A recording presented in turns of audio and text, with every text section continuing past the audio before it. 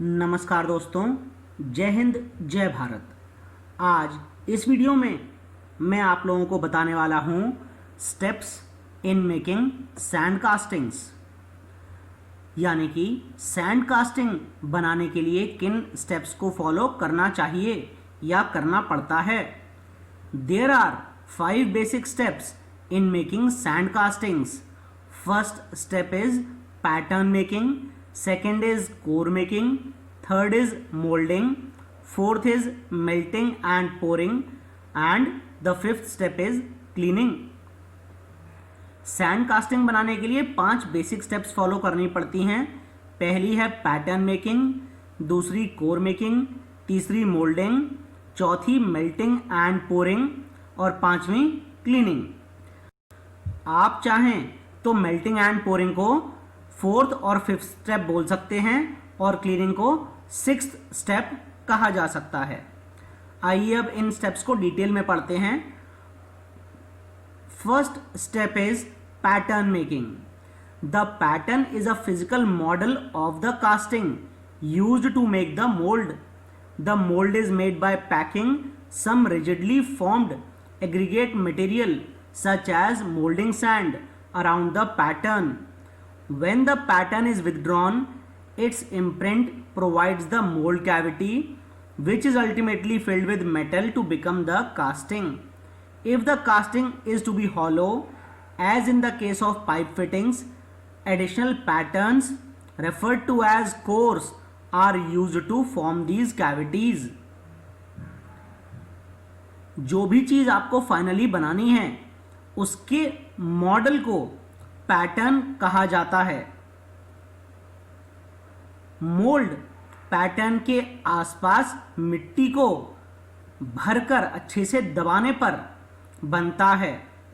जब पैटर्न को उस मिट्टी में से निकाल लिया जाता है, उसकी वजह से मिट्टी में कुछ इम्प्रिंट्स बन जाते हैं और उन इम्प्रिंट्स में जब मेटल फ्लो करता है तो फाइनली कास्टिंग मिलती है।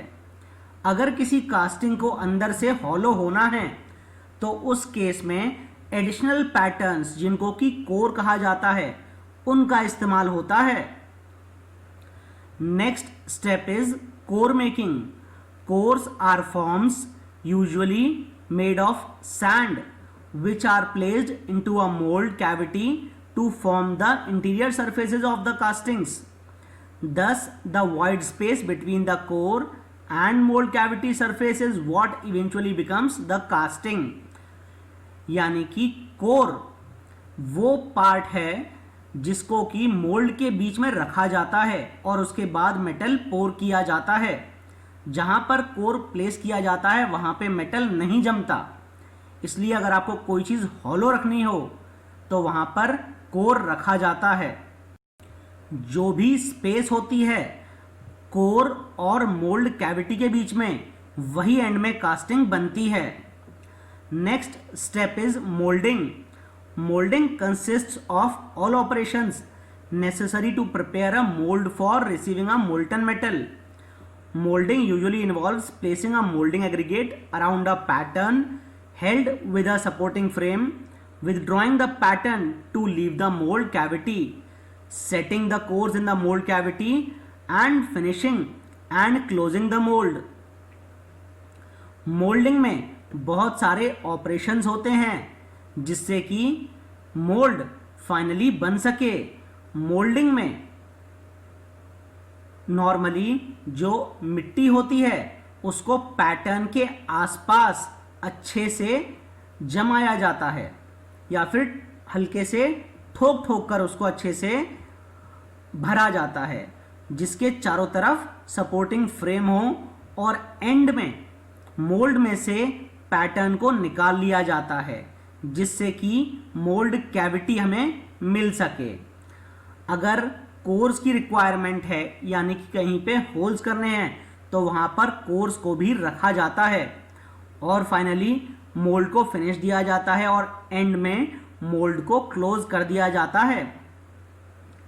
Next step is melting and pouring.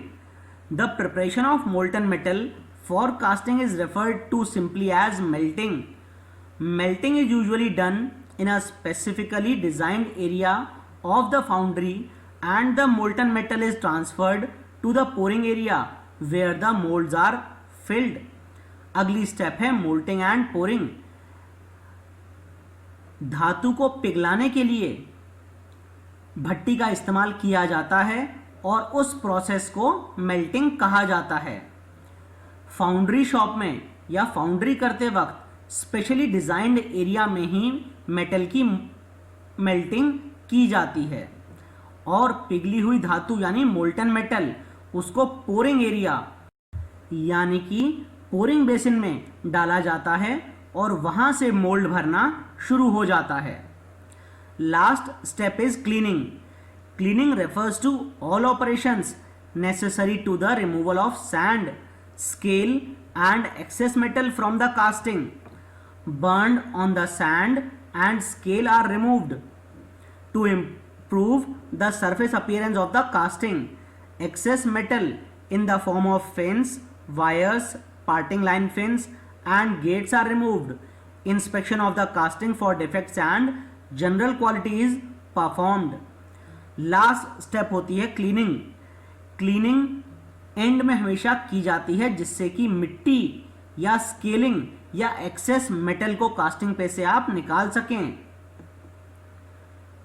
Scales को रिमूव किया जाता है जिससे कि मेटल का सरफेस फिनिश यानी कि सरफेस का अपीयरेंस बहुत अच्छा आए. एक्सेस मेटल्स जो कि fins, wires, parting line fins या फिर गेट के फॉर्म में होते हैं उनको भी हटाया जाता है. कास्टिंग को एंड में इंस्पेक्ट भी किया जाता है जिससे कि उसमें कोई डिफेक्ट ना हो और उसकी क्वालिटी काफ़ी अच्छी हो. कास्टिंग के डिफेक्ट्स के बारे में मैं आगे वीडियो लेके आऊँगा. इस वीडियो में बस इतना ही. अगले वीडियो में मैं लेकर आऊँगा पैटर्न के बारे में. तब तक के लिए जय हिंद, जय भारत.